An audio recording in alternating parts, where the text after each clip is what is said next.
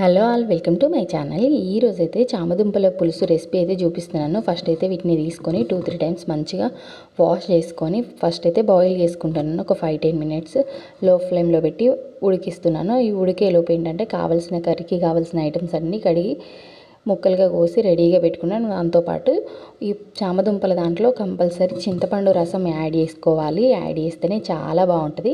చామదుంపల పులుసు అనే కాదండి, చాలా వరకు పులుసు వాటిలలో ఏంటంటే వెల్లుల్లి యాడ్ చేయడం వల్ల మంచి టేస్ట్ వస్తూ ఉంటుంది. నేనేంటంటే ఇంట్లో చిన్న రోలు ఉంది, అసలు యూజ్ చేస్తలేను. సరేలే అని చెప్పి ఇందులోనైతే రోట్లో వేసి కచ్చాపచ్చగా అయితే మంచిగా దంచి పెట్టుకుంటున్నాను. వీటన్నిటిని ఇలా కట్ చేసి రెడీగా పెట్టుకున్నాను. గిన్నె తీసుకొని ఈలోపు ఉడికినాయి లేవో చెక్ చేసి చూస్తున్నాను.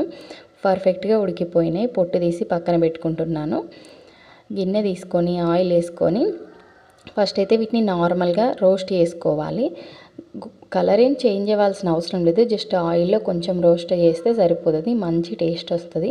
చిన్న ముక్కలుగా కట్ చేయలేదు, ఎందుకంటే ఇవి చాలా చిన్న సైజు లెక్క లిటిల్గా ఉన్నాయి. సో అందుకే నేను కట్ చేయలేదు. మీకు కావాలంటే చిన్న ముక్కలుగా కట్ చేసుకోండి.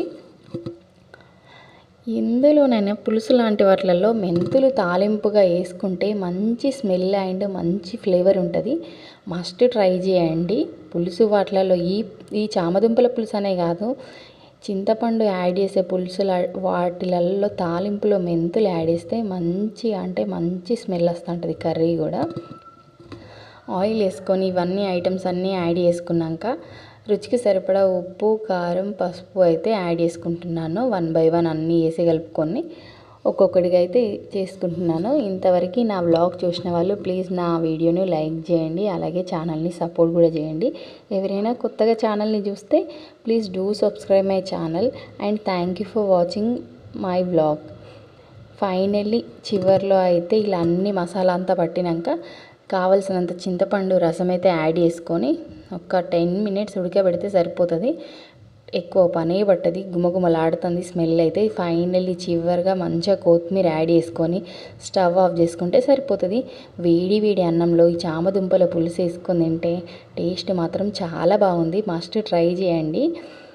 Thank you for watching my vlog. Please do subscribe my channel.